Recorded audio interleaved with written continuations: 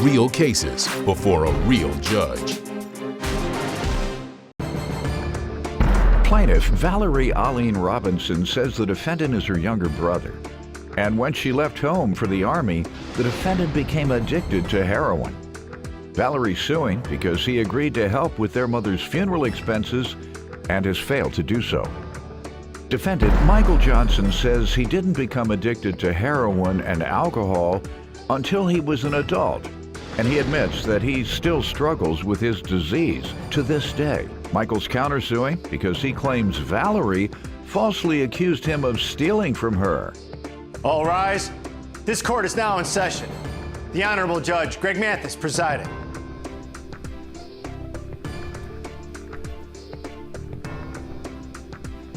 You may now be seated. Start with you. Yes, sir. Michael's my youngest brother. I'm 5 years older than Michael. There's 4 siblings. We was raised by a single mother. We all have different fathers.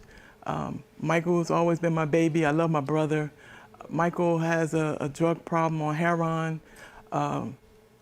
When I was 17, I enlisted in the United States Army and left home at 17, and Michael was 12. During that time, my life took a different route, but Michael got into the streets of Delaware, and he lost his way, and he's been in and out of jail and off and on rehab with drugs. And with the love of our mother, he come back home, and then he go right back out. At what age did he start messing up? Excuse me, Your Honor, excuse me, right? I had to step in here, I gave you a chance. Go ahead. I left home at 12, Your Honor. I'll let you know when you gotta step in. I left home at 17. Michael was 12 years old. I don't know. And that's when he was getting in trouble? He started? No, it was less. He was older, probably after high school. Oh, okay. Now you can step in. Thank you, Your Honor. Well, I didn't start getting in trouble until I was an adult. Unfortunately, I dealt with disease of addiction and things of that nature, and I did several things to combat that disease. Like my sister said, that she's my older sister. The disease you're referring to is heroin? It's heroin, Your Honor, heroin and alcohol. Right, that's my How did you combat my it? drug of choice. Yes, Your Honor. How did you combat it? Well, going to recovery houses. How many times? Nature, in and out. I could say not institutions, but incarceration. No, that's forced help. I'm talking about voluntarily going into going to rehab and things of that nature. That's what I'm asking about. How many times did you voluntarily go into rehab? 3 times, Your Honor. 3 times? You went on your own? Went on my own. The court didn't have to order you? No one had to order you? No. All right, good. I went on my own. That is a strong attempt. Yes, All right, some folks have gone 7 and 8, so keep that in mind. Because it's a disease, you know what I mean? And unfortunately, I have relapse. No, I admit that. But what I'm here today for is this funeral expenses that she alleged that I owe her, Your Honor, and that I have paper here stating that I was the beneficiary of my mother's life insurance policy. But Michael, we want to finish with the back brief. By the way, how long was your in-house treatment? Well, my in-house treatment was for a year. And I was there for 6 months. And okay, we got to keep going back. You refer to it as a disease, as a lot of folks do. So when you're sick, you got to keep going back to the hospital, don't you? Yes, you do. All right, well, there it is. And also, we need the government to fund more for drug treatment because it's a disease. It's a disease. So if you have a disease, you go to the hospital. That's right. Tell them don't let you out until you're ready. Right. All right, I'm just giving you some good advice. You won't even have to pay rent. Go ahead, you can just stay there. Okay. And then when they say something, disease!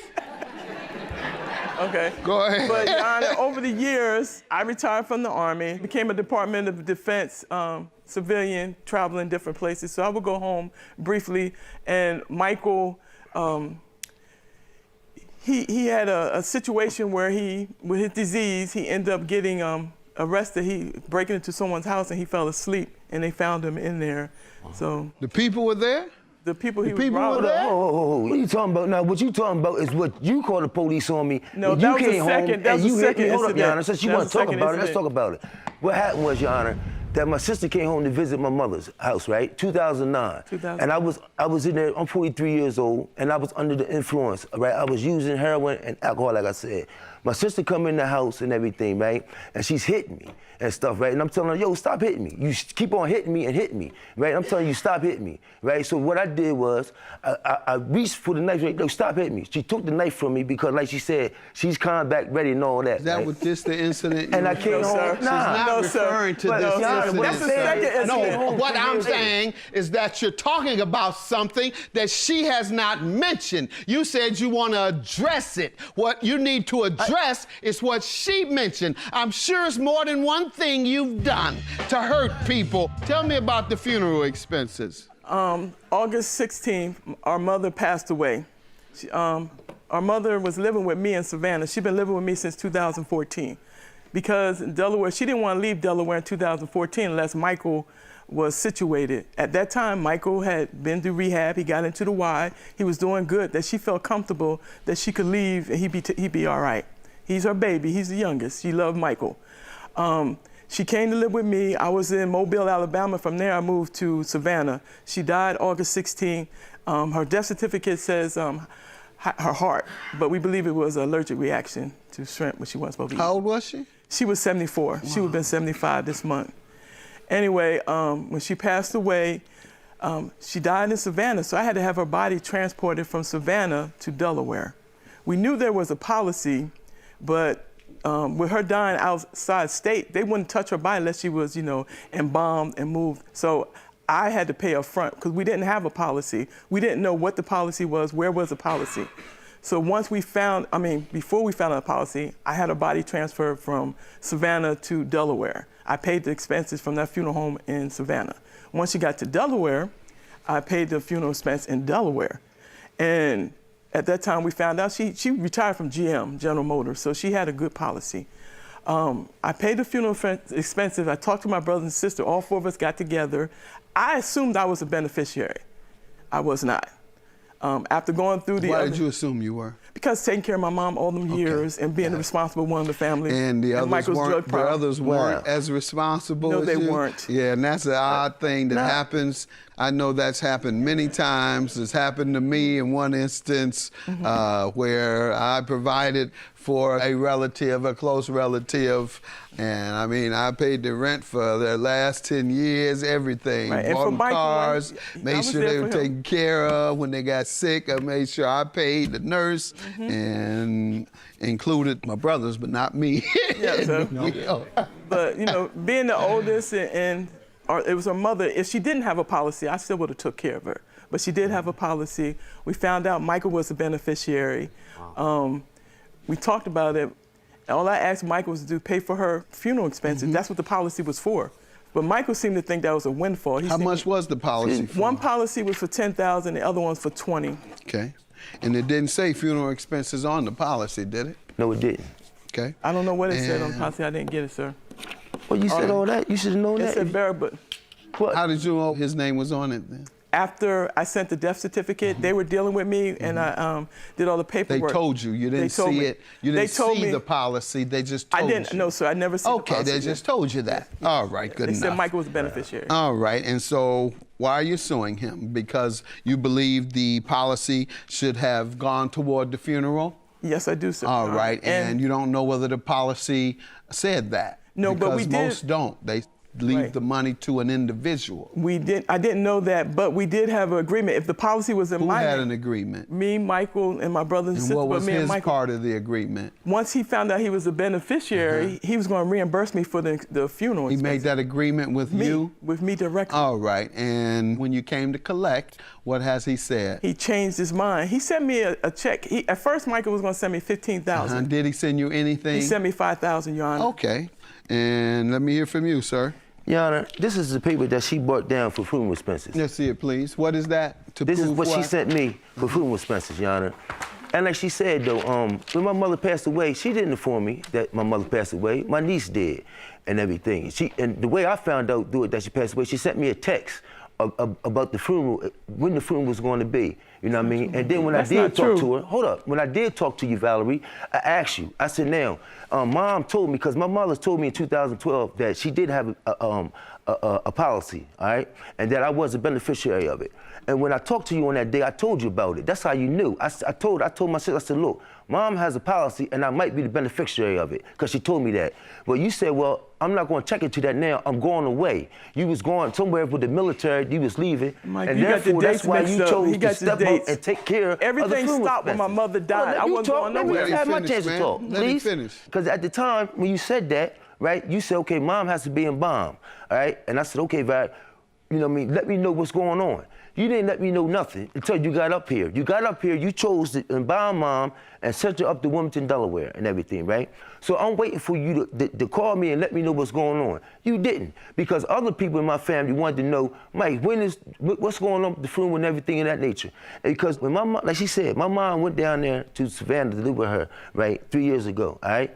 And like she said, I was dealing with some things with my life and trying to get my life back on track. And like I said, I do live at the Y and things of that nature, and I'm trying to get my life, you know, and that may be why she left you the money. Right, that's knowing right. that you were someone was who financially might have a harder time than the other siblings. I understand that. Excuse me, you talk, let me finish talking. I disagree, Mike. Right, now, Your Honor, because what you doing with the other money? Let's get to that. Well, I had plans. All I've heard is $5,000 to her. Now, what have you done with this other money you said she gave you to get on your feet? I put it in the bank and everything, right? You know, I put it in the bank. What are you gonna do with it? Because I have plans to put in mutual funds, things of that nature, so the money can benefit me longer down the road in my life. Let's see, what do you have? Well, I have where, Michael, when I found out about the policy the 20th of September, and I told him, you know, Mommy's funeral expense, and I broke down everything, and I told him I only asked for $10,000 to pay back, and I sent that to him. And I also knew I asked him to get help because he had relapsed during our mother's death. And so, and it was also the 21st was his birthday, and I also sent him $200 for his birthday. So he came back with text messages stating that, you know, it came right on time, and this is what he's going to do with the money. He's going to give me this amount, 15, going to give her sister and brother some money, then he's going to put the money up. He's going to go on rehab and get the help he needed. And then, you know. Those are all promises of what he's going to do with his own money. Exactly, Your Honor. And until he does it, it's not a complete gift. Okay. You can't take the $5,000 back, for example. Right, Your Honor, but I didn't see it as a gift. Because that's been completed. Pardon me? I didn't see it as a gift. I seen it as my mom had this insurance. Yeah, I know you don't, but I'm telling you the law. Okay, then. All right. Understand. That's why I asked you, did she put on the policy that the benefits are supposed to go to her funeral expenses, and then after that to be divided by her children or the balance to him. There was no such thing. Can I say one thing, Your Honor? Yes. She did say that this was to take care. I mean, she did have... I know, ma'am. I said on the policy.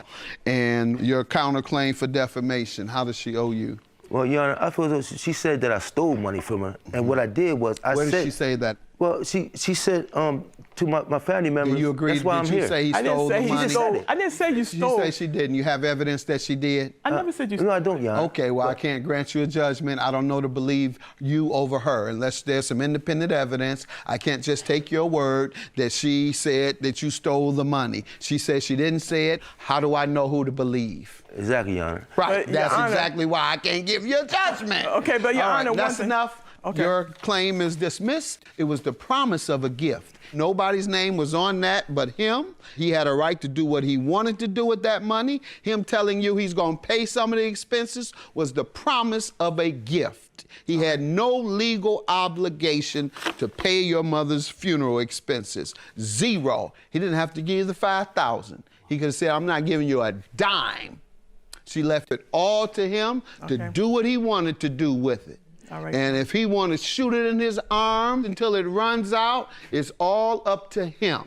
He did decide I want to give $5,000 for the funeral expenses. But I'm sorry, that's You're a millionaire. You got money. She got what she was doing. Yes, she is. I got plenty of money. Oh, Your Honor, can I give him this? What is that? This is our mother. We had her. We had a Never funeral. gave that to me. I think it went to our sister in Delaware. Look at that. And she mailed it to me, and Michael didn't pick up Is that something this. you want to deal with today? No, not today. All right. Okay. Your claim is dismissed, and so is yours. Have a good day. All right.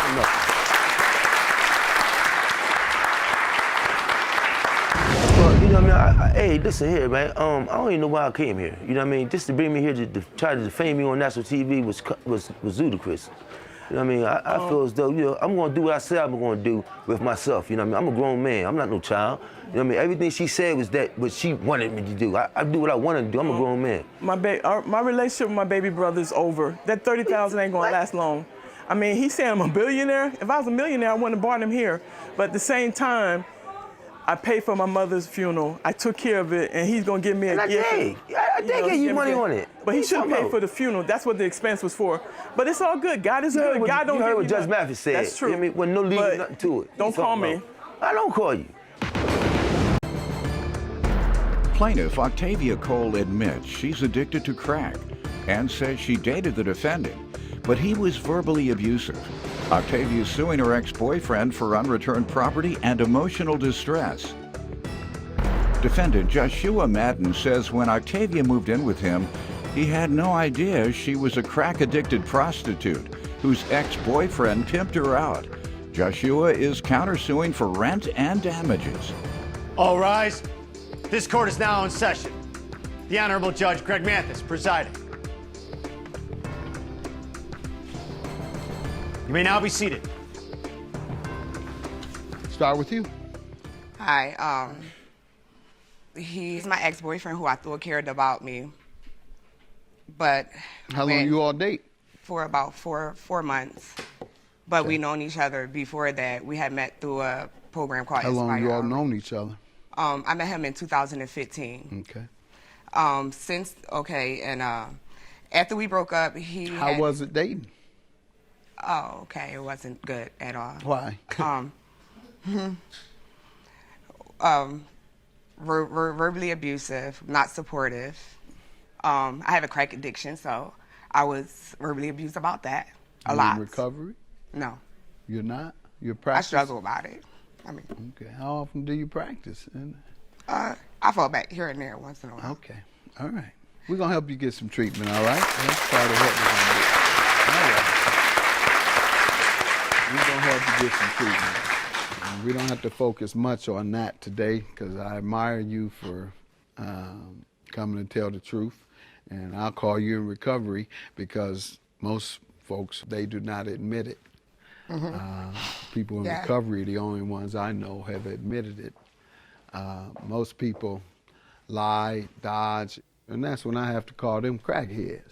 Because they come in here lying, knowing they're getting high, knowing they're addicted, knowing they're hurting their families, their friends, and stealing and this, and they're going to stand up here, nope, never. Crackhead. For you're a recovering addict. I appreciate your honesty, and we're going to help you. And that's why I say recovery. We're going to get you into recovery. That was... What you clapping for? You're the one that drove the woman to crack. Talking crazy every day. Why'd you talk crazy every day? Let me hear from you. I had nothing to do with her drug addiction. I didn't know that she was an alcoholic, crack addict. Also, I didn't know that she was doing prostitution. Had a pimp. Seen her ex-boyfriend also who pimped her out. And actually, this was in October when January came. She brought crack into my house and a crack pipe. Smoked it with my roommate. He had a relapse. I told you got to go. I can't have that in my home. I'm a recovered crack No, it's junkie. no such thing as recovered, sir. There's no such thing as a recovered. It's called recovering. No, 19 years. I've been I clean. understand, but you can take you a hit at any day, and you'll be a full-blown crackhead the next day. I agree with you. You're right. Well, then, you're in recovery. And I try to keep myself clean. That's why for 19 years, I don't even want it in my house. Yeah. Or You're a anyone- highly successful recovering addict. Thank you. highly Yeah. successful. And I'm proud of it. Very proud of it. And I doubt very seriously if you'll relapse after all these years. Yes. So, how long were you dating her before you allowed her to move into your house? Our date didn't happen till October. Okay. And she moved in when? In October. The same month. Yeah. You didn't know anything about her. I tell people all the time, people can hide a crack addiction for at least a year. You'll never know they're on crack. After about a year, they ain't doing nothing with their life but looking for crack. And if you don't know what crack is, they disappear on you a lot, folks, for like 2 days and come back like ain't nothing ever happened. Like you can't say anything to them like they did wrong. What? I ain't doing nothing. I was over so-and-so house we were playing cards for 2 days. Act like you doing something wrong to ask them. Yeah, right. Am I right or wrong? So that's one of the first signs. So that's what you're telling me the problem was. All right. Well, not at first because she denied her addiction. She had me believe that there was no crack because that's first thing I asked her. You know, are you doing crack? No. You say it, baby. Okay. You on crack? Yeah. You wouldn't have a woman. I asked her because I know her ex-boyfriend who's on my Facebook page and he has a drug addiction. Okay. All right. And because of their association, that was the purpose why I was asking certain questions before we proceed further. Right. Let me hear from you, ma'am. Particularly, he says you were prostituting. He says my man is the pimp. No. I'm not a pimp. That's what he said. Is that who you're talking about? I'm a functional member of society. Is that who you're talking about? He's one of her pimps. All right. See, that's why that's just why we're not together. Y'all getting a couple dollars. That's why I'm standing here now. I am so tired of you bashing me. Go ahead, ma'am. Correct what he said if you like, and then we got to get to the property you're suing. That's not even true, and that's part of it. Just by listening to him, he also hacked into my Facebook account and posed as me.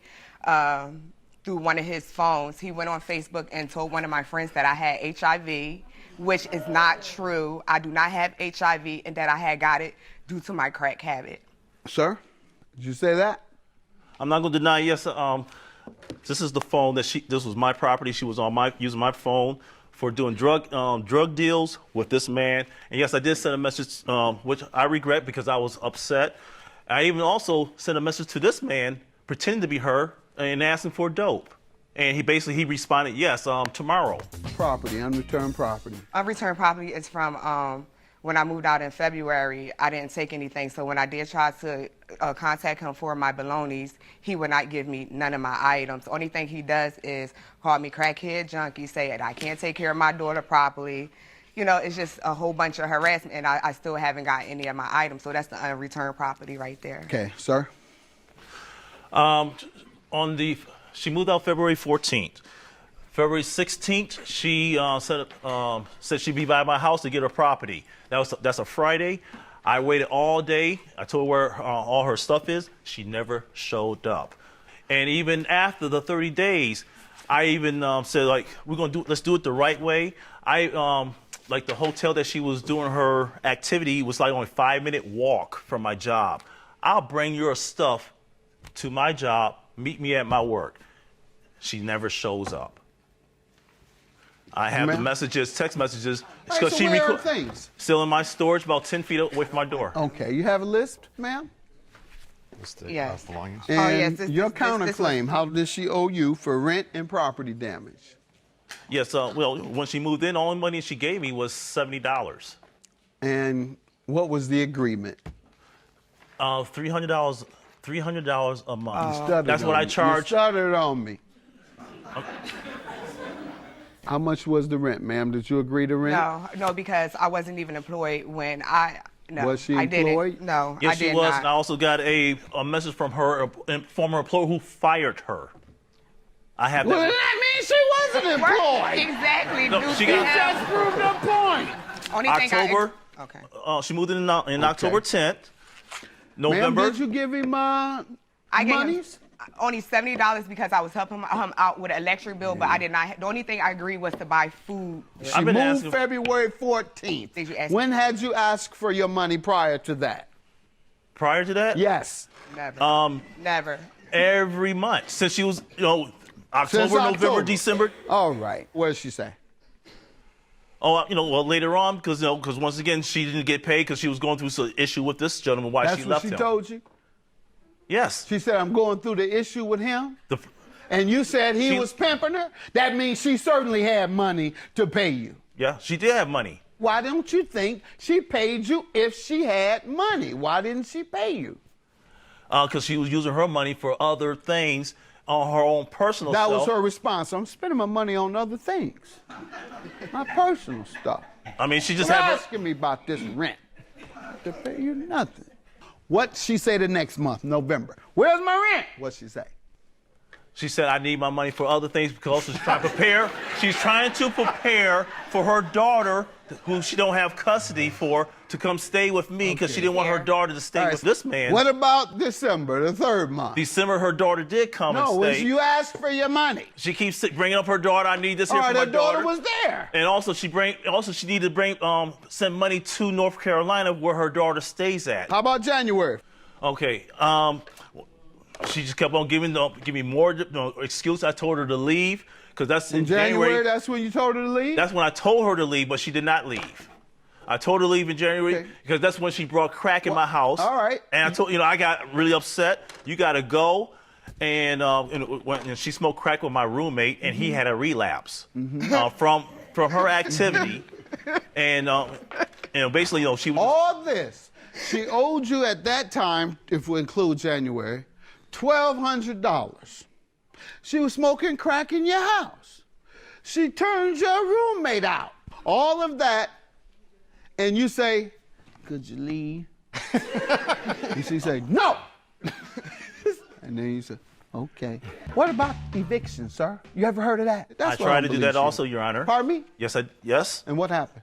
Went down there. She said, I'm going to move anyway because it is. You filed for eviction, right? What happened? That's what I'm asking you. You all went to court. When you file, you go to court. Did you have a court date? No, I did not file, but I went there to fill out papers for eviction. Your claim is dismissed. Goodbye.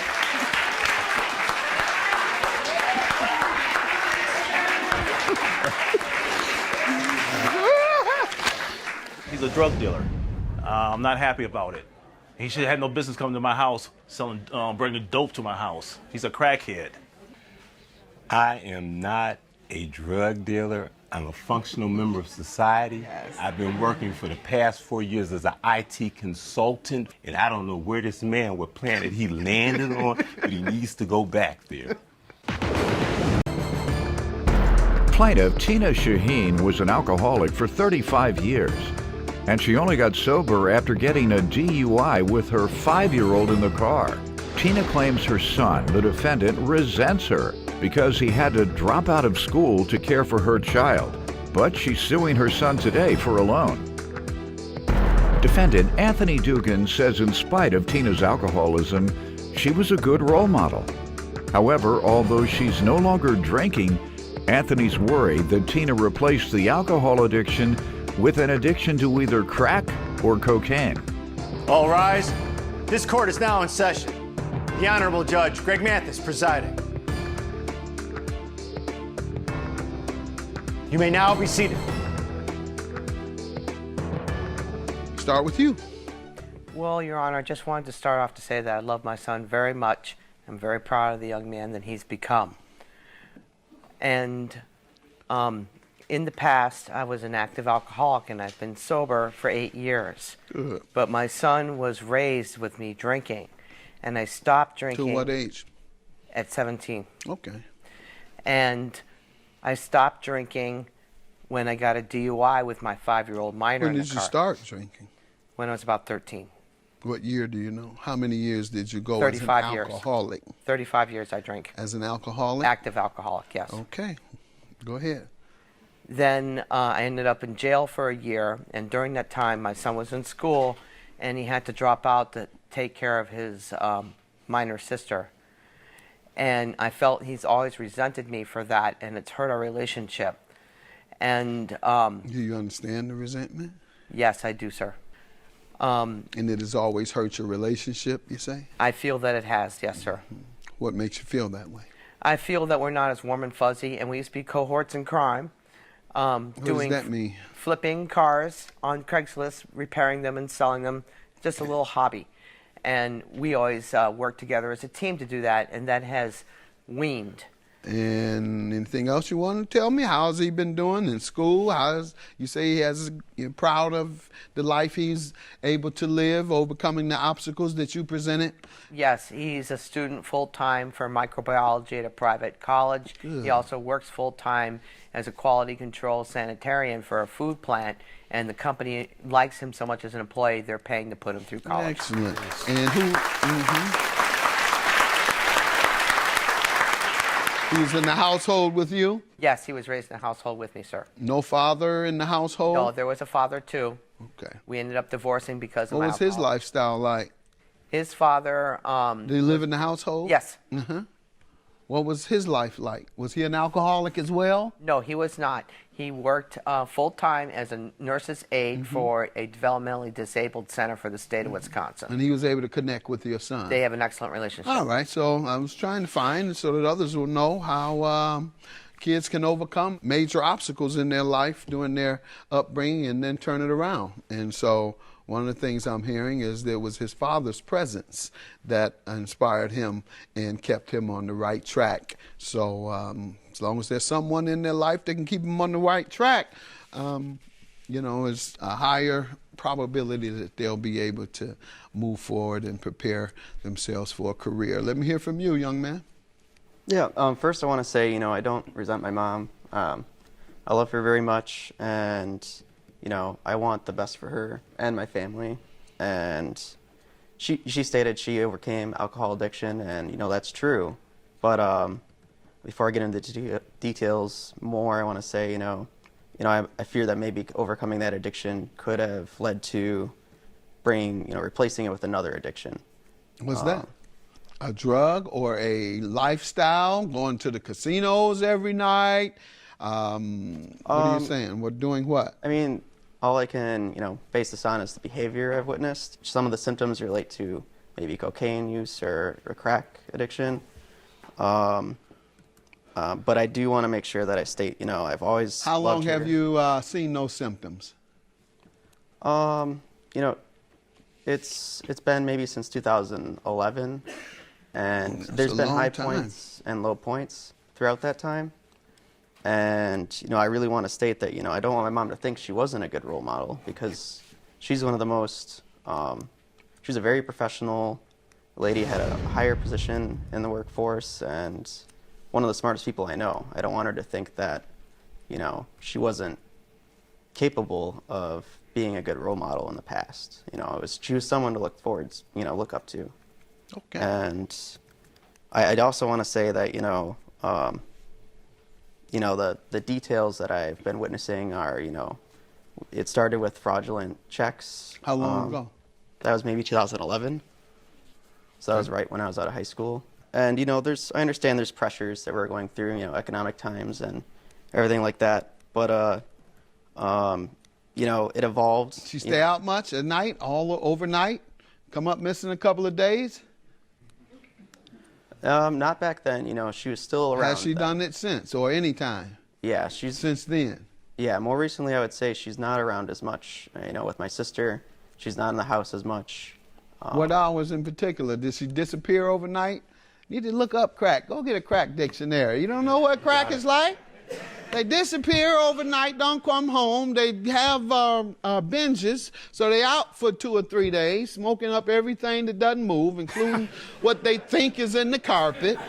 Let's just make it plain. Are you a crackhead or not? Your son thinks you might be. No, I'm not, On sir. your own crack? No, I'm not, sir. You've been disappearing. When was the last time you were out overnight? I stay out late because basically I have a boyfriend because I'm going through a divorce. Now, that sounds like a crackish answer now. That is a crackish answer, ma'am. But we're going to blame it on the alcohol, all right? I'm not going to accuse you. We're going to blame it on the alcohol. And leave your mother alone. The good news is you've come out to be a fine young man, and that's the measure of a parent's success, in my opinion. Go ahead. Tell me about the loan. The loan, sir, was for tuition. When? Back when he went back as an adult student. It was in like 2017. And He fell short on his financial aid package, so he needed $3,200.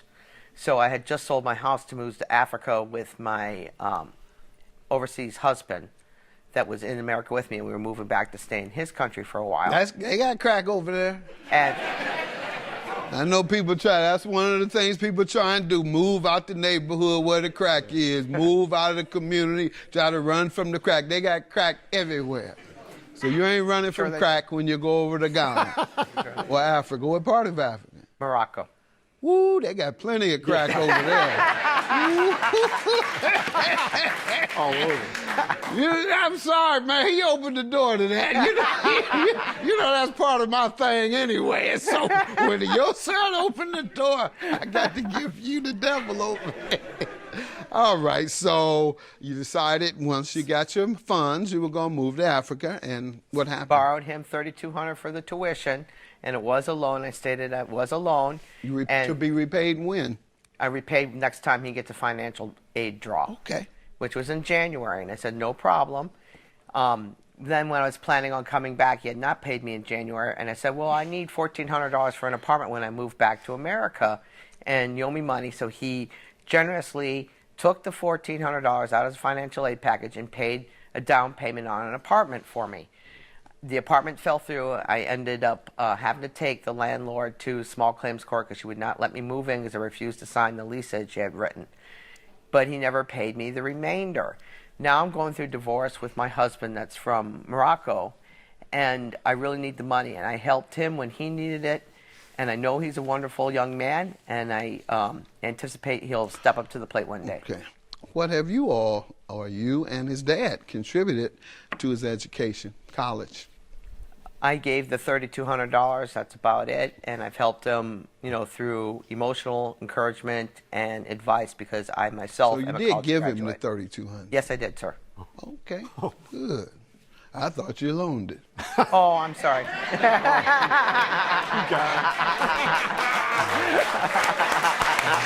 good. The point I'm getting to, ma'am, I think you all have an obligation to finance his education as best you can. And whether he agreed to repay or not, ma'am, you should have gave him that money. You didn't starve thereafter, right?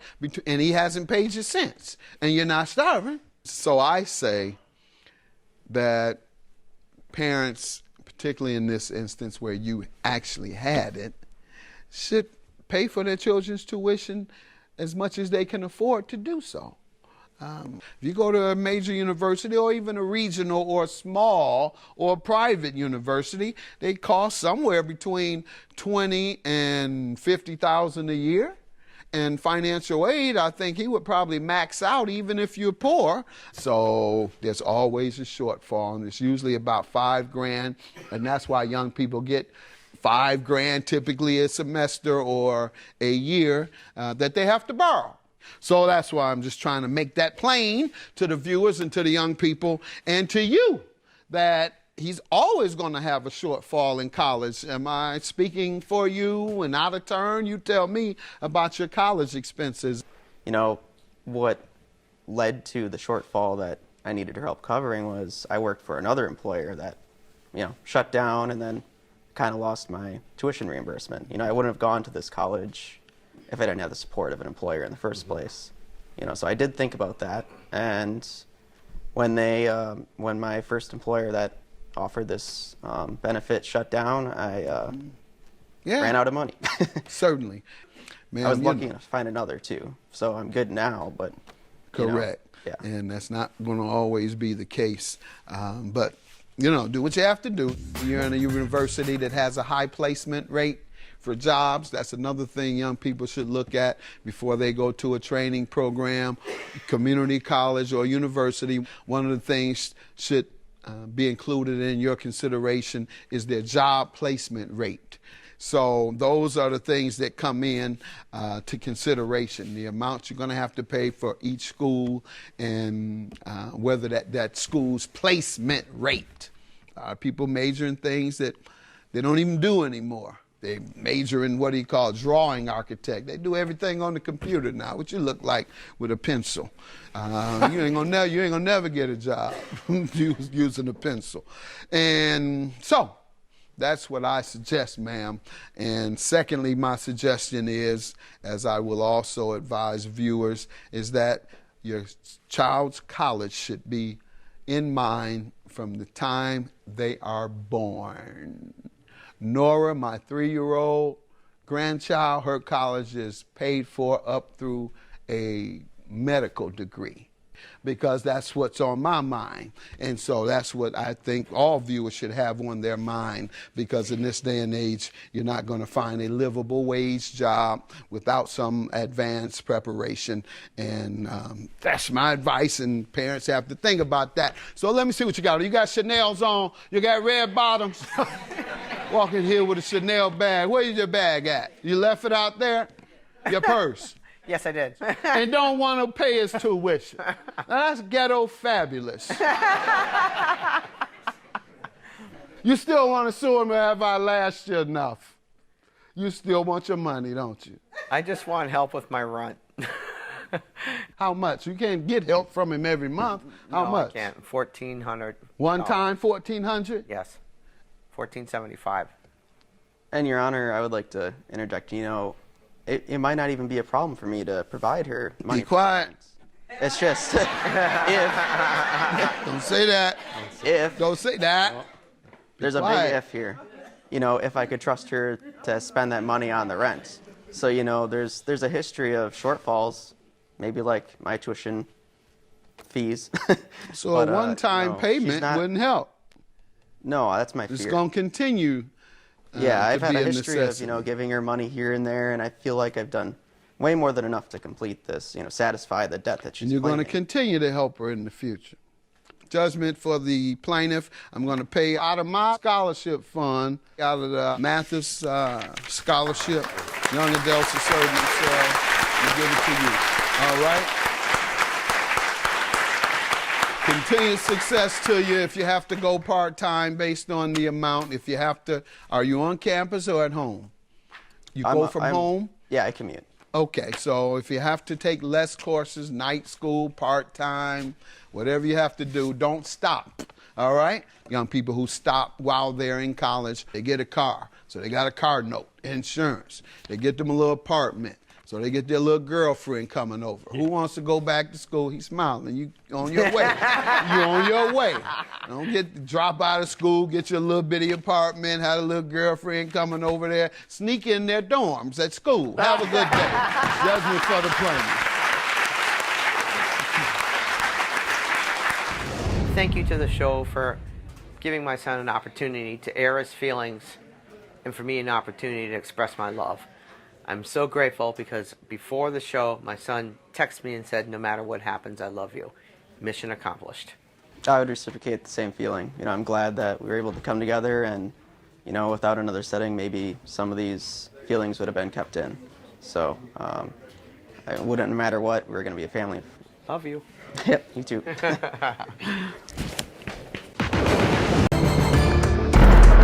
Plaintiff Chance White rented a room in the defendant's home, and 2 weeks after moving in, he realized the defendant was an alcoholic.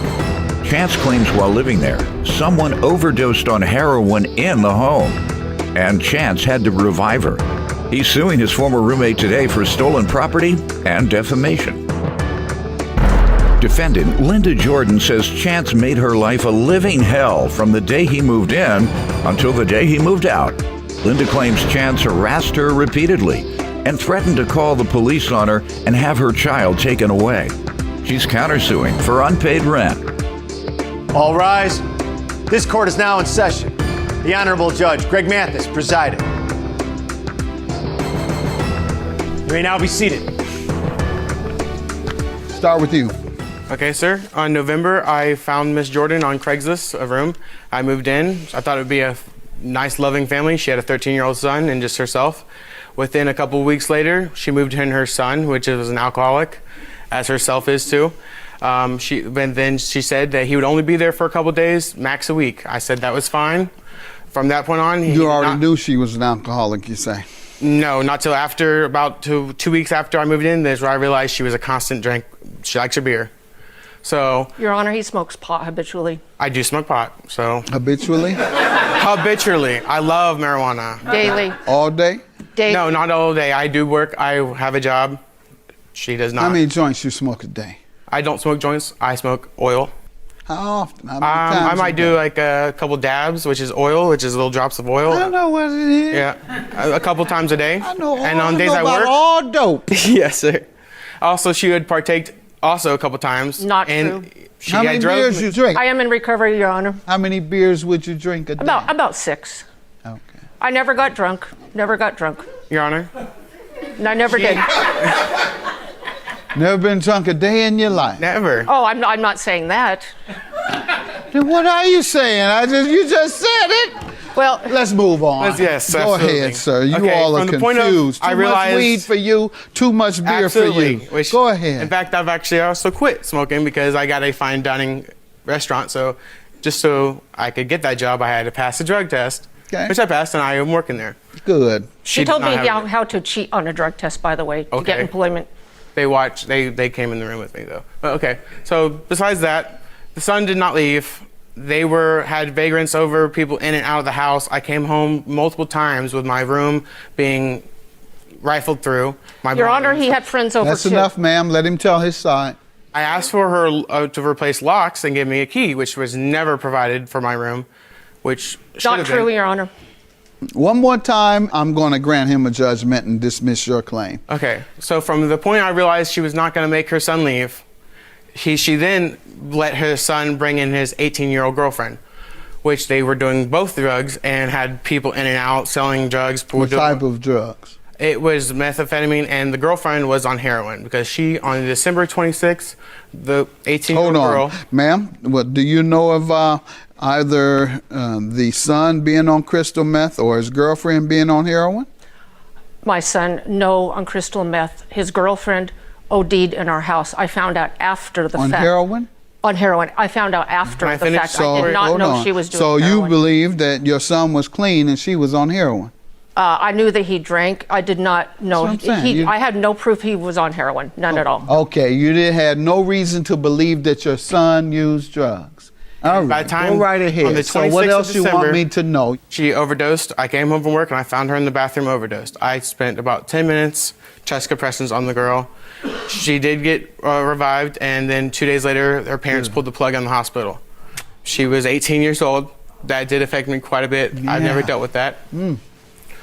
And then it started getting worse and worse. From that point, I believe probably they filed reports with CPS because there was a heroin addict in the house with a 13-year-old.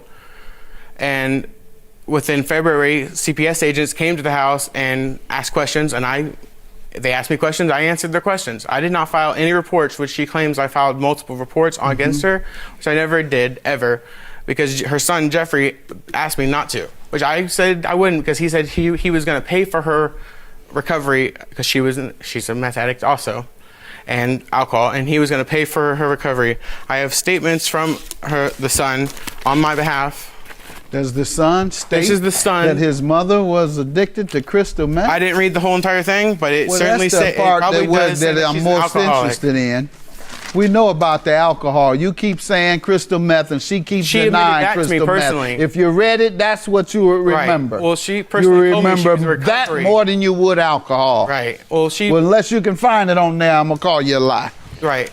Well, this you give me some background. You take your time and read it. Find something where the son said his mother was on crystal meth. She stated that I was selling methamphetamines and making methamphetamines out of the room, and this is saying what she was doing, and that she. You said her son says she's on crystal meth. Here's her son's statement. But it didn't state that exactly that she did it, but it says about her reputation and stuff. Now, when I call you bluff, you can't find it, and you're trying to switch your story. You're alleging this woman is a crystal meth addict. What do you want to tell me, ma'am? Your Honor, I rented a room to an habitual liar who has made my sons and my lives miserable from the time he moved in to the time he moved out. He lied repeatedly. He hurt my son. My son is a 13-year-old autistic child. That child is the world to me. The world to me. What did he do? Mr. White harassed me. Let me start by saying a coworker witnessed Mr. White cutting up Adderall, snorting Adderall, and offering it to other people at his workplace during work hours. I have a statement from that person. And it says that? Yours better say that. Everyone could see him snorting and offering and threatening to quit his job. All right. Your Honor. Go ahead. No, Your sir. Honor, let her give her testimony. In February, Mr. White began making 911 calls. He started alleging that I was harassing him, physically hitting him. He threatened to have me arrested repeatedly and threatened to have my son taken away. Why do you think he was doing this? I don't know, because he's a maniac. And I think he targeted me. I don't know why. You have for no harassment. idea why? Well, on one occasion in March, I handed him a 30-day notice. He took it, he threw it, he said, hell no, and then proceeded to call 911, threatened to have me arrested, said I was harassing him, but on that occasion... Were you all having conflicts regularly? No, in fact, she was very, very regularly at the house. In fact, on the month of February, the water was turned off for approximately about 3 weeks, which it states also in Jeffrey's letter, a statement, that the water was shut off for 2 weeks. She had left her child, that she says that I have video of her admitting that she would leave him in my possession for over 72 hours with the water off. In what month? In the month of February. Is that true? The water was No, off Your for 3 Honor, weeks. no. Hold on. Absolutely You never not. left your child in his company? Absolutely not. You have something from her son that says that? I have video of her admission of guilt from her. I need to hear that recording because somebody's telling a big lie. And I also have where she's emailed the police saying that I was selling drugs out of her house. No, that's not what we're talking about. We're talking about what this you is the just video alleged. right now. It's playing. Just press the play button on the bottom. Police said we should not even be here. Against the law for us to be here. Anyway, it's not livable. It was off for 3 weeks. He said it right in front of us. He said this is uninhabitable, is what he said. Legally, lawfully. Dale has been here for 72 hours. He's been here for the last 72 hours without water running. It's still illegal to leave someone in a house without running water. Okay, she wants to go like that, asking for money. She's asking for money for living here for this month. Like, I'm not paying for this month. I'm going to move out. Which I did. She didn't say that. She said that I brought him water.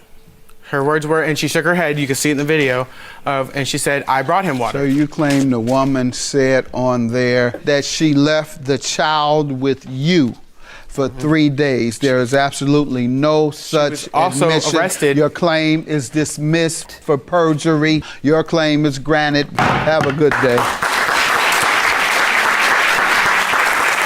I'm very grateful that the decision that was made. I didn't even get into half of what Mr. White has done, said, and caused our family. But I'd rather not I'm glad that I didn't have to hash it out. He basically proved to the judge what he was all about. I hope she gets to the help she needs with her recovery, because she is addicted to methamphetamines and alcohol. Plaintiff Darlene Jackson has been good friends with the defendant for 10 years. But the defendant is an out-of-control drunk who once hit Darlene in the head with a bottle when she was intoxicated. Darlene is suing because she claims the defendant crashed her car while driving drunk. Defendant Davida Respress says Darlene is known for blacking out when she drinks, and she has a terrible attitude. Davida insists Darlene is suing for more than she owes, and she's countersuing for emotional distress. All rise. This court is now in session. The Honorable Judge Greg Mathis presiding.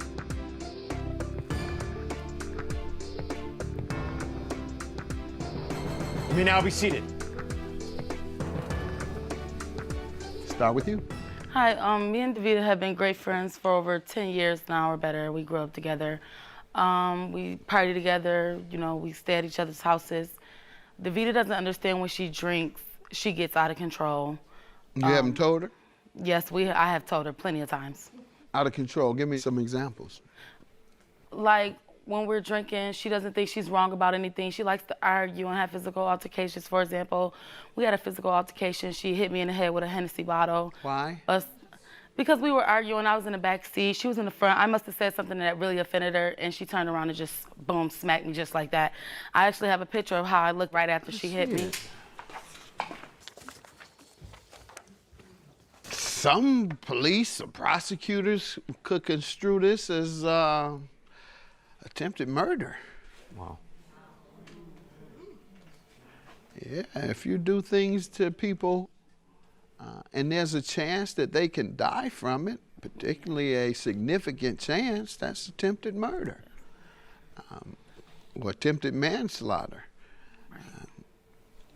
Wow, folks need to know that. You hit a person in the head with a hammer, you could get an attempted murder. You hit a person in the head with a Hennessy bottle, which is not too far away off from a hammer, the damage, you can get attempted murder. So what did happen? You didn't report your friend? You no, let I didn't it go? report her. Right. I didn't want her to go to jail. Right. No.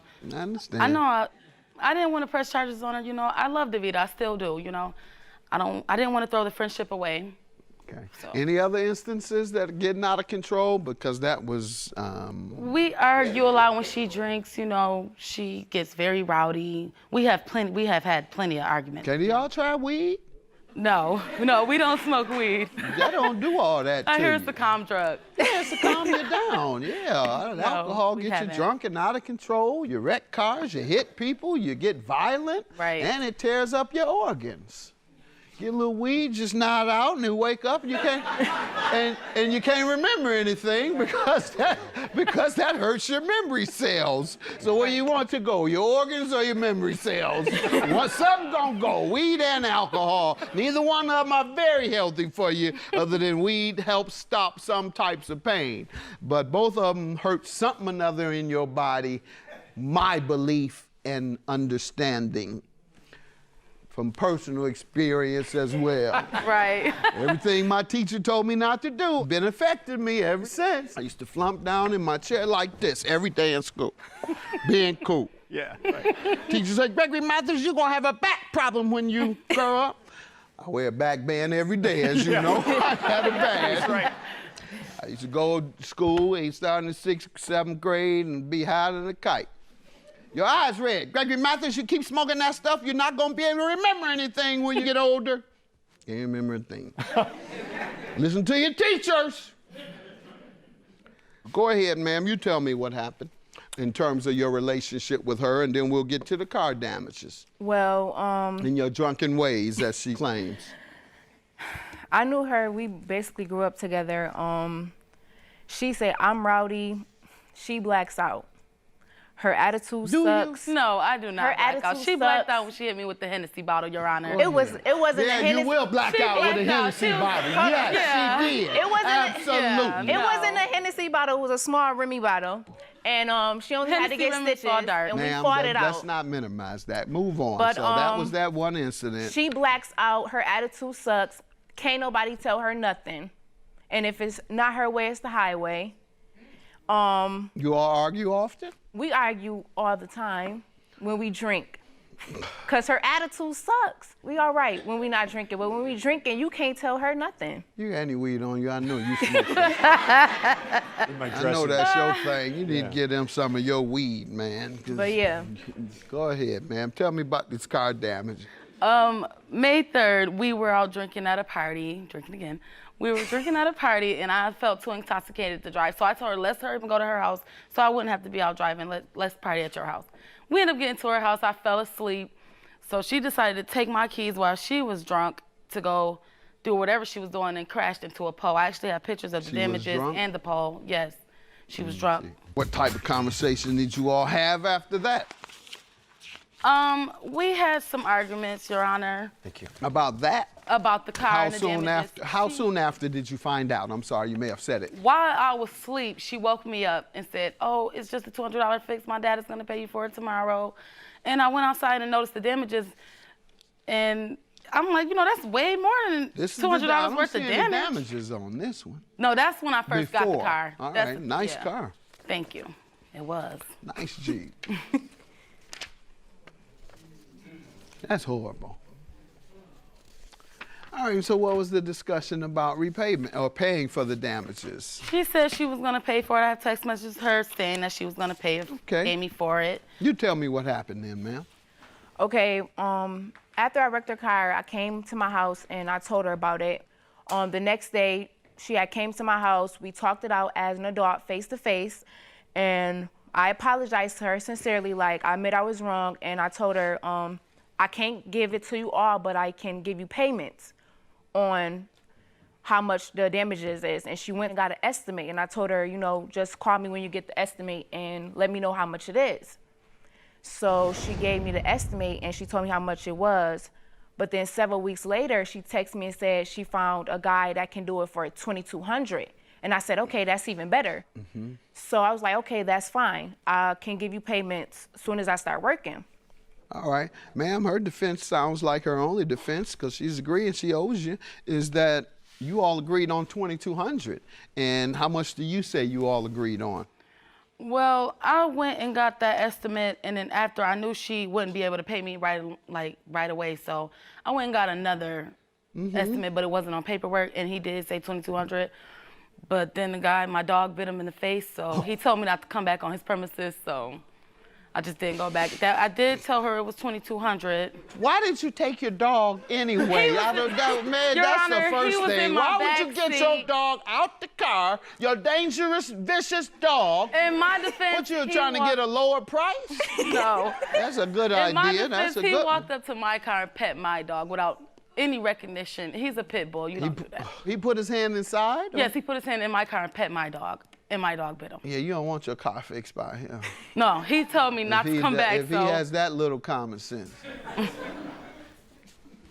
Did you go anywhere else then? No, I didn't go anywhere else. Because having seen that someone would do it for $2,200, how much are you asking? You're asking her to pay $3,500 for something that someone else gave you an estimate of $2,200. And how much is the car valued at? It was valued about $4,500. Okay. Yes.